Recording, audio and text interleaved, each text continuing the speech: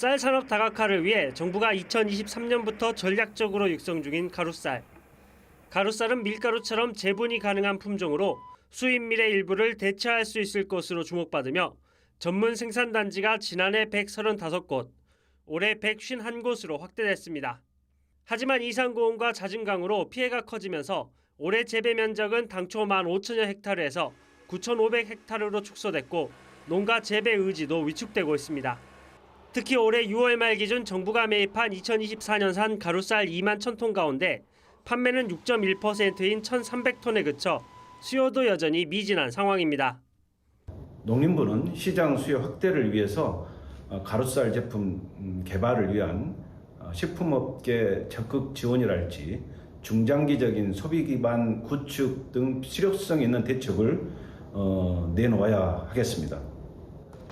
지난해 12월 12일 농식품부는 소비자 수요에 맞는 고품질 쌀 생산 체계 개편을 선언했습니다. 2005년 이후 모두 12차례에 걸친 시장 격리에도 불구하고 쌀값 불안정이 반복되자 내놓은 특단의 대책이었습니다.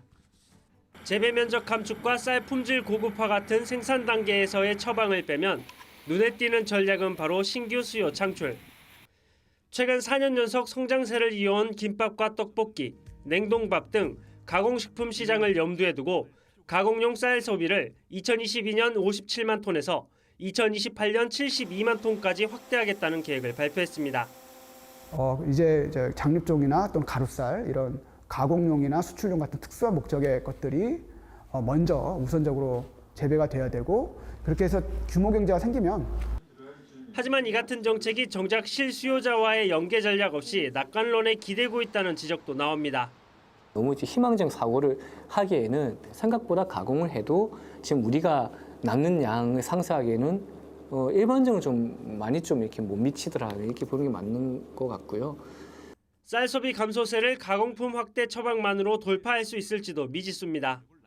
한 해 469만 톤의 쌀이 생산됐던 1995년만 해도 1인 가구가 164만 가구에 불과했지만 현재는 800만 가구를 넘어섰습니다.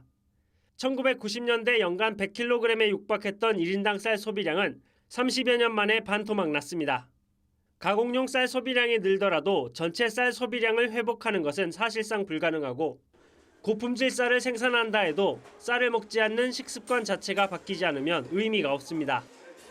1인 가구들은 자기 한 명 먹고자 이 반찬과 밥과 국을 차려서 먹는 경우는 많지 않기 때문에 이런 간편 편리성 지향하는 이 소비 트렌드가 확산되면서 집에서 밥을 좀 안 만들어 먹는 트렌드가 확산되는 부분이 있고요. 단순히 쌀 생산량 감축과 가공산업 활성화에 치우쳐진 정부의 쌀 정책. 이제는 쌀 소비 자체가 줄고 있는 식생활의 변화에 주목해 정책 방향도 생산에서 소비 중심으로 과감히 전환할 필요성이 커지고 있습니다. MBC 뉴스 박종호입니다.